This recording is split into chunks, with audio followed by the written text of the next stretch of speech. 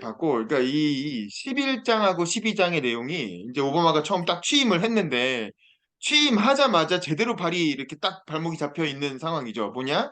2008년 금융위기 때문에.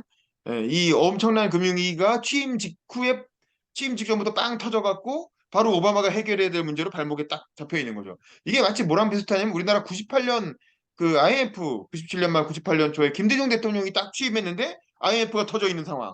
하고 비슷한 상황인 것 같아요. 그래서 오바마도 그 취임 직전에 진짜 엄청나게 바쁘게 막 일처리를 해나가는 과정이 나오잖아요. 그래서 저는 이 장면을 보면서 에이, 참 비슷하다. 오바마도 참 정신없었겠다. 이 취임해가지고 대통령에서 와 좋아하고 누린 거는 딱 당선되고 며칠 정도 이렇게 기분 좋게 누린 거고 그다음부터는 그냥 엄청나게 특히 취임 직후에는 엄청나게 쏟아지는 수많은 일들을 이렇게 해결하면서 이 금융위기 이 미국의 금융 시스템이 녹아내리는 걸 막기 위해서 엄청난 노력을 하는데 근데 이제 이 정치적 양극화라고 하는 현실이 또 떡하니 발목을 잡고 있는 그런 상황이죠. 그래서 정윤 씨 얘기한 것처럼 선거는 이겼지만 대통령도 이기고 하원도 이기고 상원도 이겨서 좋은 환경은 되어 있지만 실제로 법안이 통과가 안 되고 다수결로 하려고 해도 필리버스터로 발목 잡아버리고 그러니까 결국엔 어떻게든 그 공화당의 동의를 이끌어내야 이제 이걸 법안을 중요한 정책들을 통과시킬 수가 있는데 이 금융위기를 방치해가지고 불러일으킨 공화당 정권 놈들이 야당이 되고 나서는 제대로 도와주질 않고 있는 거죠. 네, 그런 상황을 방금 최웅림 씨가 잘 얘기를 해주셨고, 저도 이게 참 재밌었어요. 그러니까 방금 전에 얘기한 게 참 오바마가 글을 잘 쓴다. 글을 되게 위트 네. 있게 잘 쓰는 거잖아요. 겉으로는 이렇게 얘기했지만 번역하자면 속마음은 이런 거였다. 뭐 이런 식으로 이렇게 표현한 것들이 되게 재밌었고, 또 대통령직을 처음 시작하는 사람이 이렇게 눈여겨봐야 될 그런 교훈 이런 것도 되게 많은 것 같아요. 저는 313쪽에 맨 처음에 램 임메뉴얼이 완전히 그 정치의 그 달인이잖아요. 이 사람이 딱 얘기하는 게 그가 말했다. 정말입니다. 대통령직은 새차와 같아. 요 영업소에서 끌고 나오는 순간 감가상각이 시작되거든요. 그러니까 대통령이 가장 막강할 때는 취임 직전이라는 거예요. 취임하기 직전이 대통령이 가장 막강한 힘이 있고 취임과 동시에 권력이 떨어지기 시작한다는 거지. 이제 그래서 오바마가 제일 먼저 했던 첫 번째 그 할 수 있는 일이 뭐냐 공약 중에 사인 한 번만 해가지고 바로 좀 효과 볼 만한 게 뭐가 있냐 해서 한 게 여성 임금 차별 시정하는 법에 사인했다는 거 아닙니까? 요거는 뭐 사인만 하면 바로 그냥 시행할 수 있는 거니까. 그래서 이제 그거를 펜을 한 글자마다 다른 펜으로 이렇게 사인을 해가지고 그 펜이 열 몇 개가 돼서 그거를 그 법안을 만들 때 도움 준 사람들한테 하나씩 줬다는 거 아니에요. 그래서 그런 식으로 하는 게 일종의 하나의 어떤 관례화가 돼서 요즘은 뭐 할 때마다 빼뚤빼뚤 쓰지만 이제 펜을 여러 개를 나눠가지고 쓰고 있다는 얘기고 그걸 하면서 오바마가 어떤 그 성장하는 도움을 줬던 어머니, 외할머니, 또 와이프 뭐 이런 사람들의 얼굴이 이렇게 쭉 떠올랐다. 뭐 그런 얘기 하는 것도 되게 인상적이었고. 그다음에 이제 금융위기를 어떻게 해결해야 되느냐라고 했을 때 원래 정부가 쓸 수 있는 건 금리 정책이 있고 재정 정책이 있잖아요. 근데 지금 금융이 완전히 무너져 내리고 있었기 때문에 금리 정책은 쓸 수가 없었다는 거지. 금리 정책은 이미 뭐 다 이렇게 되어 있었고 금리가 결국엔 돼 그러면 있었고, 재정 정책. 예? 이미 제로 금리가 돼 있었기 때문에 더 할 수 그렇죠. 있는 게 없었다고. 그래서 여기서 금리를 더 낮춰가지고 경기 부양할 수가 없으니까 결국엔 재정 정책을 쓸 수밖에 없었고 재정 정책이라는 건 결국 세금을 갖다가 퍼주는 정책인 거잖아요. 일단 돈을 그 공적 자금을 마련해서 여기 몇 천억 달러 물론 요 최근에 트럼프 때는 그 코로나 이후에 몇 조 달러씩을 막 퍼줬기 때문에 음, 사실 이 당시에 몇 천억 달러가 당시에는 정말 천문학적인 액수여서 이거에 대한 거부감 그래서 스티뮬러스 패키지라는 표현을 못 쓴 게 미국이 이런 걸 한 적이 음, 없었거든. 근데 이제 이런 걸 처음 하니까 거부감들이 되게 많아서 아 이거 뭐를 해줘도 일으키는 거 아니야? 이래서 이제 되게 힘들었는데 요즘은 코로나 트럼프가 뭐 몇 조 달러씩 헬리콥터 달러를 뿌려버리니까 요즘은 이게 뭐 7천억 달러 쓰기 뭐 이랬는데 이제 사실은 당시로서 굉장히 큰 액수였다는 거죠. 그래서 재정 정책으로 들어가게 되고 그래서 이른바 경기 부양책이라는 걸 미국에서 처음으로 이제 쓰게 되는 것입니다. 그래서 사실은 오바마는 그럼 야 7천억 달러, 8천억 달러를 조성해서 쓰게 되는데 뭐 했을까? 야, 이거 뭐 좀 미국의 어떤 구조를 개혁하는 좀 이렇게 큰 개혁, 뭐 미래 세대를 위해 필요한 뭐 인프라 구축이라든가 스마트 그리드라든가 뭐 이런 거를 뭐 항공 관제 시스템을 새로 도입하면 어떨까 막 이런 아이디어를 막 냈더니 아 그런 거 아니야. 이건 그런 거 해가지고 몇 년씩 걸리는데 언제 경기 부양 효과가 나겠냐고. 음, 그래서 이제 그냥 빨리 돈을 꽂아줄 수 있는 거 그런 걸 해야 된다. 그게 뭐냐? 푸드 스탬프. 그리고 실업보험에 돈 넣어가지고 실업급여 좀 많이 주는 거. 그다음에 중산층 세금 감면해주고 교사나 소방관, 경찰관 해고하지 않아도 되게끔 월급 보조해주는 거. 뭐 이런 거. 그래서 당장 경기 부양 효과가 있는 거에 돈을 이제 꽂아주는 그런 일을 할 수밖에 없었다. 이건 마치 문재인 정권이 그 노인 일자리 만들어서 20만 원씩 30만 원씩 주면서 일단은 이제 이분들 이렇게 일종의 그게 일자리라기보다 복지를 한 거죠. 근데 이제 그렇게 쓸 수밖에 음, 없었던 거지. 그래서 사실 이게 준비가 체계적으로 돼 있지 않으면 갑자기 돈을 줘도 쓸 수가 없는 거예요. 그래서 이제 그런 구조개혁에 대한 정책은 이 공약 단계, 캠프 단계에서부터 준비를 해가지고 착착착 이렇게 해 나가야 되는데 그 인수위 단계에서 정부한테 보고서 내라고 해가지고 그걸 어떻게 시행할지를 딱 로드맵을 짜서 탁탁탁 써야 되는데 갑자기 구제금융이라고 빵 돈을 마련한다고 해도 단기적으로 써야 되면 그런 구조개혁에는 쓸 수가 없는 거지. 이런 건 좀 아쉬워요. 사실은 이때 미국이 이렇게 대규모의 예산을 쓰면서 그걸 갖고 미국의 낙후된 인프라, 뭐 도로라든가 항만이라든가 뭐 교량 이런 걸 좀 설비를 했으면 좋았을 텐데 미국은 굉장히 지금도 굉장히 인프라가 낙후돼 있잖아요. 근데 이제 트럼프 정부도 그걸 어떻게 하지 못했죠. 근데 어쨌든 그리고 이제 필리버스터 얘기하고 게리맨더링 얘기하고 이 게리맨더링과 필리버스터가 겹쳐지면서 엄청난 정책 양극화를 가져오게 되는 거죠. 그냥 자기 진영한테만 잘 보이면 되면. 왜냐면 의석 자체를 다 자기 특정 진영한테 유리한 지역구로 만들어 놨기 때문에 결국 이제 중도층한테 어필할 필요가 거의 없고 자기 진영의 유권자한테만 어필하면 계속 재선이 되는 그런 선거제도를 갖고 있는 거죠. 미국의 어떤 선거구가. 이제 그러다 보니까 다들 자기 진영한테 잘 보이기 위한 정치를 하고 그러니까 점점 더 타협이 어려워지고 이제 그런 정치판이 만들어져 있다라는 거를 이제 잘 보여주고 있습니다. 근데 그럼에도 불구하고 어쨌든 법을 통과시키려면 뭔가 좀 타협을 해야 된다. 이제 이런 게 이제 오바마한테 닥쳐 있는 어려운 점이었던 거죠. 그런데다가 극단적 지지자들은 계속 오바마 무조건 이렇게 타협, 뭐 큰일 난다, 뭐라는 식으로 이제 몰아붙이고. 그래서 348쪽 보면 이 찰리라고 하는 사람 나오잖아요. 찰리 크리스트라는 플로리다 주지사. 이 사람이 참 괜찮은 음, 사람이었는데 이 사람이 이제 음, 이 경기부양법을 이 플로리다주에는 필요한 거였기 때문에 경기부양법을 찬성한다고 해서 같이 이제 오바마랑 같이 세레머니를 한 거지. 자기 딴에는 이제 좋은 의도로 했겠지. 근데 이제 음, 여기서 유명한 죽음의 키스가 나오잖아요. 348쪽 맨 밑에 음, 보면 가련한 찰리. 이 2초의 짧은 몸치지. 오바마랑 이렇게 반갑게 끌어안았다는 거지 마지막에. 근데 그게 그에게 정치적 죽음의 입맞춤이 되리라는 걸 내가 어떻게 알았겠는가.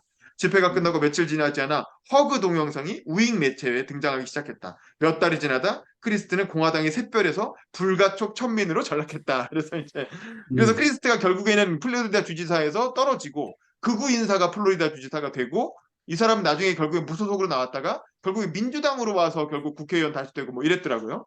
이제 음, 그 정도로 완전히 이제 정치적으로 끝장나는 그런 얘기가 나오고 그래서 결국에는 이 타협을 하기 위해서 네 명의 상원 의원을 설득해가지고 네 음, 명의 상원 의원이 원하는 걸 다 들어줬다는 거 아니에요. 그래서 그 사람들 특정 지역구에 더 돈을 몰아주는 방식으로 해서 표를 얻었고 그렇게 해서 겨우 통과시켰다.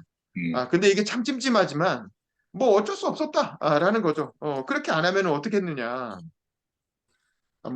그래서 결국 타격도 많이 받았지만 뭐 어쩔 수 없다. 353쪽에 보면 밑에 부분에 이런 얘기 나옵니다.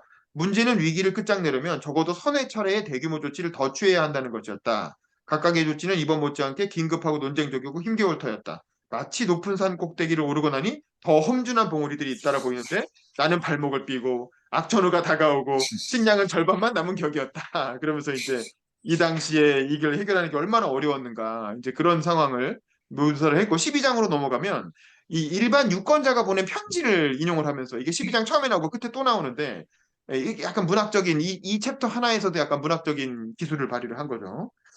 그러면서 그러면 이제 진짜 이 힘든 선생, 상황에서도 네, 저는 그 12장 넘어가기 전에 네네네, 두 분은 별로 관심 안 갖는 부분 네, 대해서 오바마가 이렇게 아주 어떻게 변하나 한국 우리 입장에서 보면 굉장히 정당하게 솔직하게 그렇게 표현한 부분이 저한테는 눈길을 끌었는데 네, 347페이지 보면은 일컬어 미국의 그 이데올로기 지형을 이렇게 굉장히 그 편하게 이 소설하는 부분들이 나와요.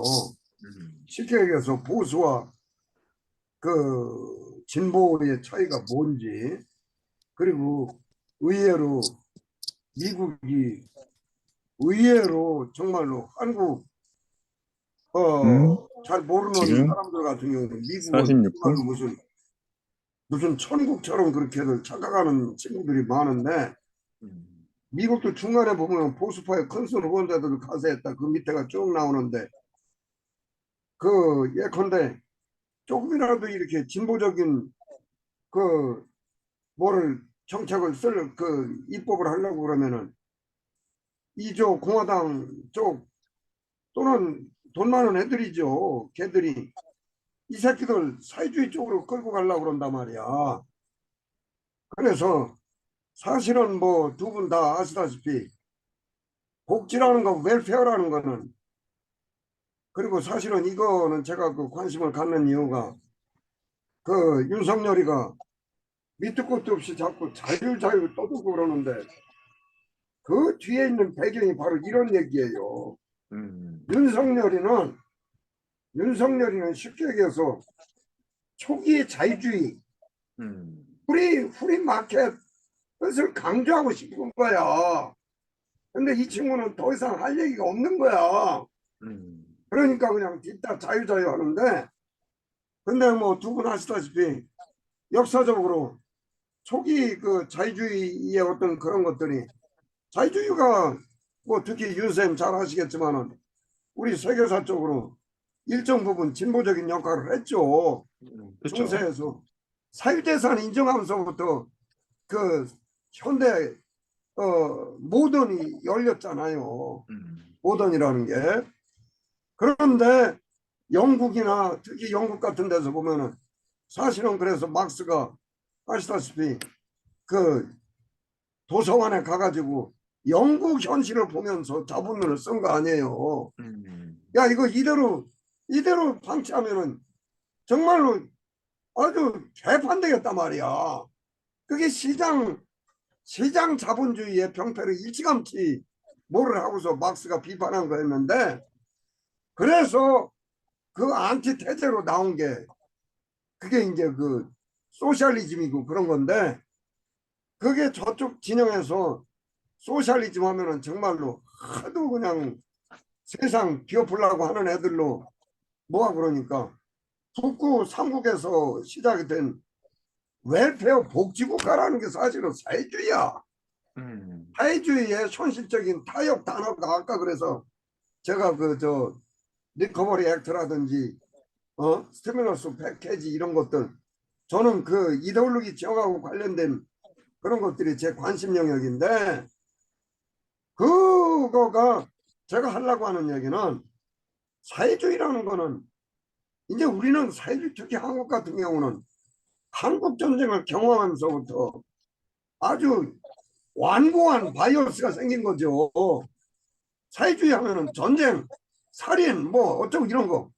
거기다가 저 볼셰비키 애들의 10월 혁명 그때 사실상 뭐 많이 죽었고 이제 그런 것 때문에 많은 그 사람들이 그렇게 사회주의 하면은 그렇게 편견을 그냥 고착된 편견을 갖는데 제가 조금 아까 얘기한 것처럼 다들 아시는 이거 일반 경제사 사회사에서 기본적으로 하는 얘기야. 안티테제로 나온 게 사회주의인 거야. 이거 이대로 두면은 개판이다 말이야. 음. 그래가지고 쉽게 얘기해서 수정자본주의라는 케인즈적인 국가가 개입하고 해서 시장을 통제하고 시장 니들 맘대로 하지 마라 말이야. 하게 한 것이 그게 우리 인류가 경험한 역사적인 발전 과정인데 음. 제가 하려고 하는 그 기본적인 무의식은 이 무식한 윤석열이는 그 역사적인 과정을 알고서 얘가 자유를 얘기하는 건지 그리고 무조건 뭘 알고 문재인 나름대로 문재인도 실망을 뭐 엄청 쉽게 얘기해서 한국판 시민혁명의 그 도구로 대통령을 한 친구인데 이 친구 전혀 한 게 없어요. 그런데도 불구하고 이 더 무식한 윤석열이는 무조건 문재인 그쪽에 있었던 것들을 음. 치면은 지가 합리화되는 거야. 음. 그리고 그냥 단세부적인 제가 얘기가 많은데 얼른 끝낼게요. 자, 좀 그래서 그런 것들 우리가 두루두루 뭐 각자 자기 주장하는 바 그런 주장하고 그런 거는 다 좋아도 기본적인 세계사적인 흐름은 알고 떠들어라 이거야.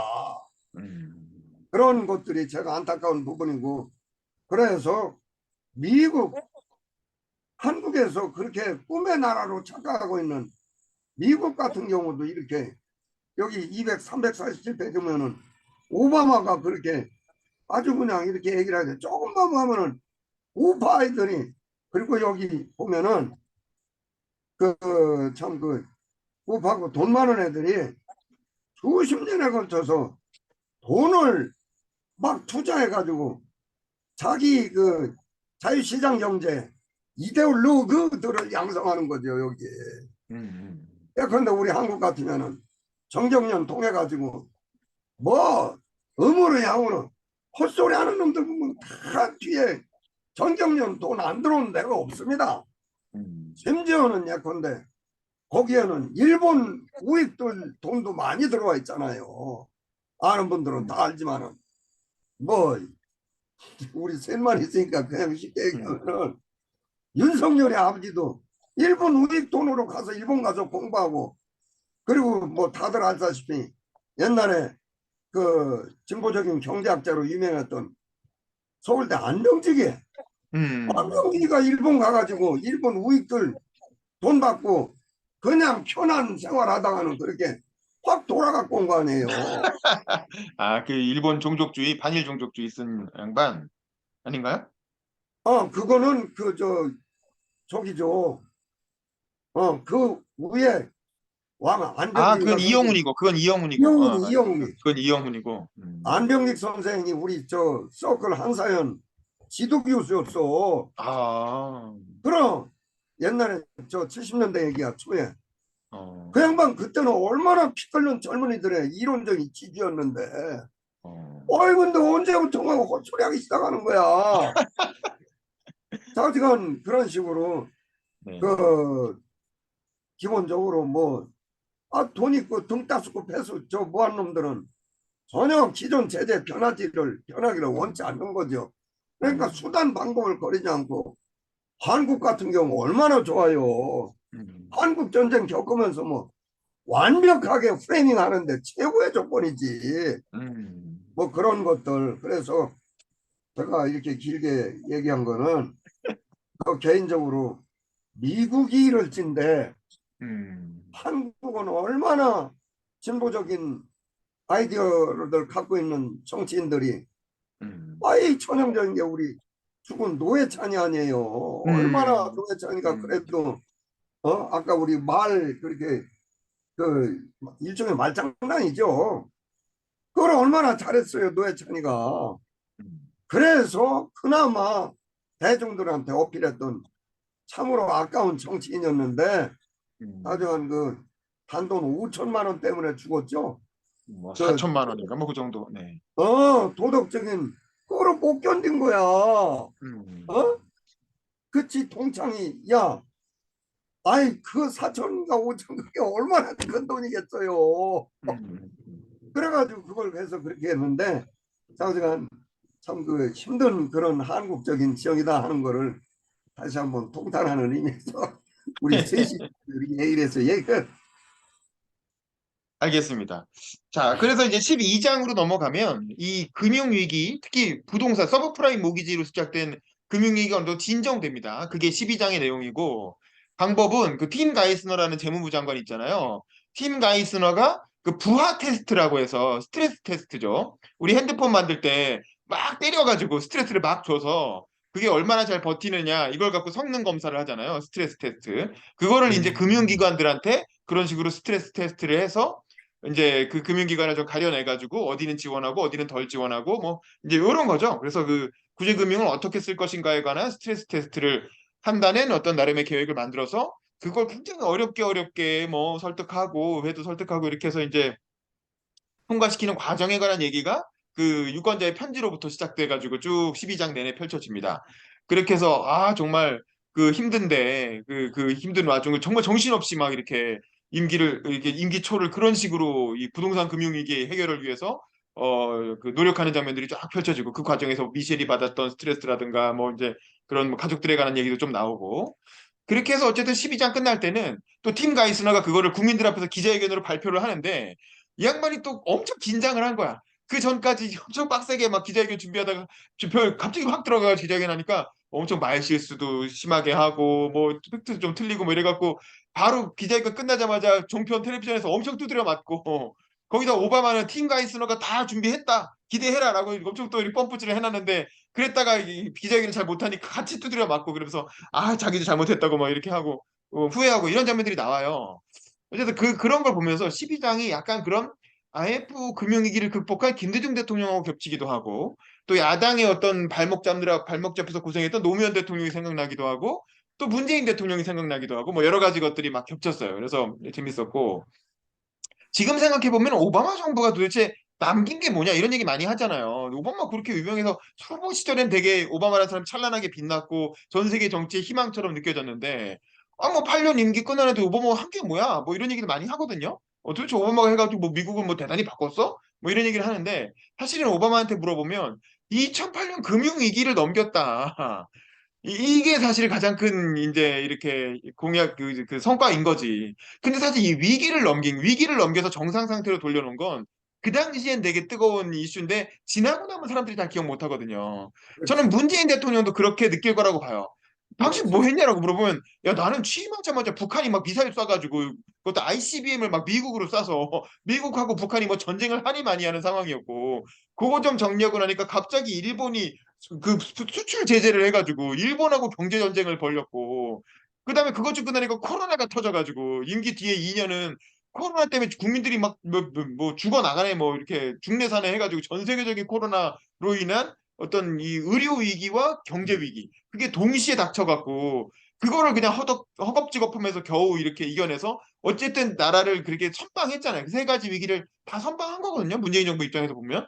어쨌든 5년간의 평화를 확보했잖아요. 그래서 5년 동안은 조용했잖아, 북한이. 그 임기 끝나니까 또 미사일 쏘잖아.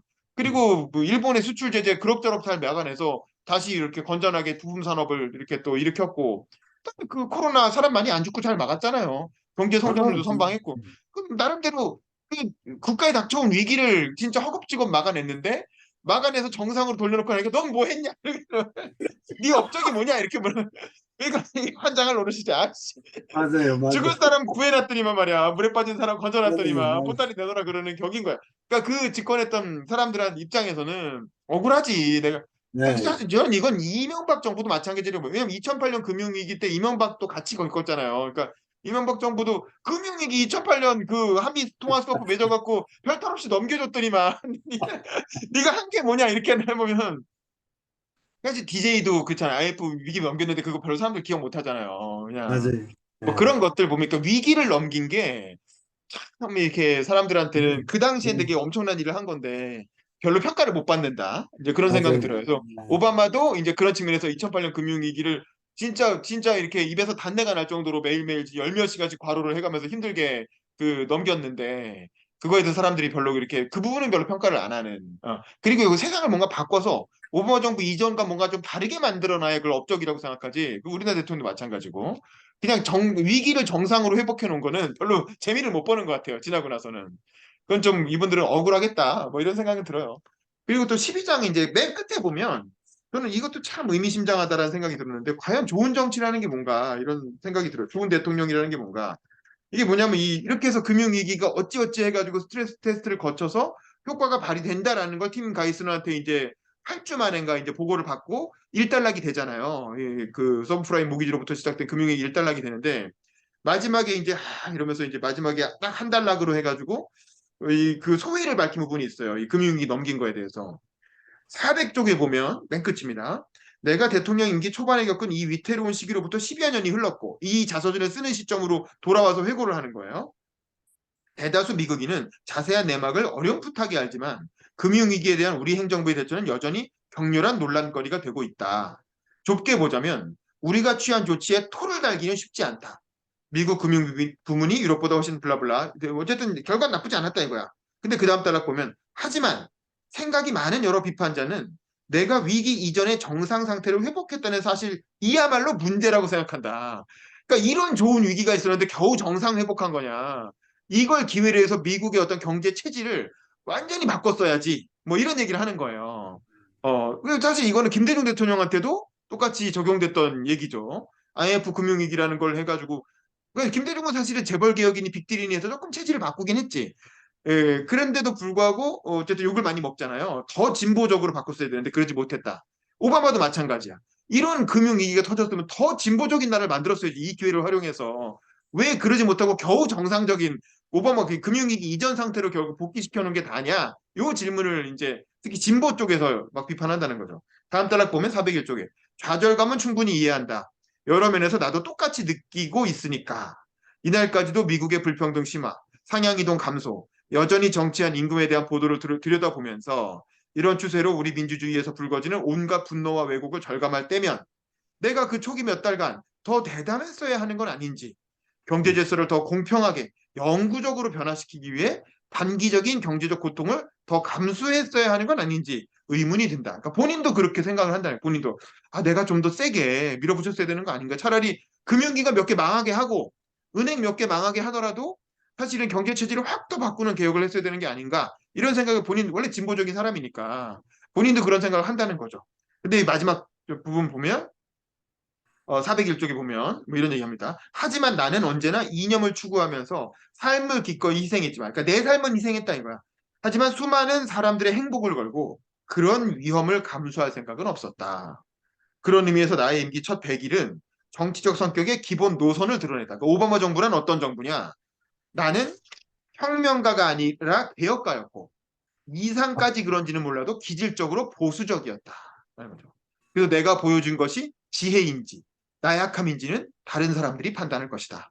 라고 얘기하고 그러니까 본인은 결국에는 혁명가는 네, 아니었다는 거예요. 네, 혁명가는 아니고 개혁가였고 그래서 나는 이 이념은 어떨지 몰라도 방식은 보수적이었다는 거죠.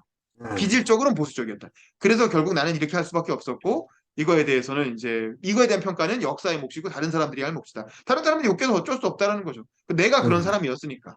그래서 네, 마지막에 보면 403쪽에 다시 한번 우연히 또 이렇게 뒤적뒤적 하다가 카드가 하나 뚝 떨어져서 보니까 오바마 대통령님 당신이 시작한 네, 프로그램이 정말로 사람들의 목숨을 구했다는 거를 알고 싶으실 것 같아요. 하면서 이렇게 이런 위로하는 편지 이 12장 처음에 그 편지를 시작한 것처럼 12장 마지막도 다시 한번 편지를 인용하면서 끝을 냅니다. 그래서 마지막에 되게 저는 감동적이었어요. 403쪽 보면 결국 편지는 서랍 속에 처박히고 그러니까 이거에 이런 걸 볼 때마다 답장을 썼다는 거 아닙니까 오바마가 답장을 보내주면 결국엔 보고 잠깐 감동하지만 결국 서랍에 처박힐 거 아니에요? 그리고 차곡차곡 쌓여 삶을 이루는 기쁨과 고통 아래서 잊힐 것이다. 그래도 괜찮았다. 자신들의 목소리가 내게 얼마나 의미가 큰지, 그 목소리들이 얼마나 내 정신을 떠받쳤는지, 늦고 고독한 밤, 내게 속삭이는 의심들을 얼마나 몰아내 주었는지, 사람들이 이해하길 기대할 수는 없었을 테니까. 없었으니까. 뭐 이렇게. 그러니까 되게 문학적이잖아요. 그러니까 나는, 네, 야, 네, 이게 정치인의 자서전이 이렇게 그래, 문학적으로 이렇게 쓸 수가 있나. 그러니까 네, 이 금융위기를, 이게 사실 오바마 정부의 1막이거든요. 한 100일 정도의 기간 동안. 오바마 정부 1막이 끝나가는 시점에서 이 2008년 금융위기를 대하는 자기의 태도. 그리고 이 과정에서 드러난 자기 정부의 성격. 또 자기의 어떤 대통령직의 기본적인 어떤 방향. 이런 걸 또 그 정책으로만 얘기한 게 아니라 어떤 일반 이름 없는 유권자의 편지를 보면서 느낀 소회를 통해서 딱 마무리를 해주는 거죠. 12장에서. 그래서 이게 우리가 이제 시즌2를 끝내는 마지막 강의로도 굉장히 또 인상 깊고 감동적인 이제 뭐 그런 걸 주는 것 같아요. 그래서 이 금융위기 뒤처리하느라 결국 부시 정부가 그 저지른 문제를 해결하느라 고생한 얘기까지 해서 12장이 끝나고 13장부터는 이제 본격적으로 오바마가 하고자 하는 뭐 의료보험 개혁이나 뭐가 나오겠죠. 아직 안 봐서 저도 모르지만 이제 그런 얘기들이 13장 이후에 또 펼쳐질 것 같은데 이제 겨우 임기 100일 지났어. 이게 음, 이제 겨우 임기. 그러니까 이 책이 이게 오바마 임기를 두 권으로 다룬다 그러는데 두 권도 아니고 3분의 1 정도밖에 못 다룬대요. 이 끝까지 봐도. 그러니까 어, 아직도 한참 남은 거야. 오바마 이게 자기 대통령직에 대해서 이렇게 자세하게 쓴 대통령이 또 있을까 싶을 정도로 아주 수다쟁이고 이제 그렇기 때문에 어쩌면 우리는 오바마의 어깨 뒤에서 그 대통령 수행을 간접 경험하는 거죠. 대통령직. 그래서 되게 재밌는 책이다. 많은 공부가 되는. 정치에 관심 있는 사람들한테는 굉장히 좋은 공부가 되는 책이고 더 많은 사람들이 읽었으면 좋겠는데 점점 참여자는 줄어드네요. 그건 참 아쉽고.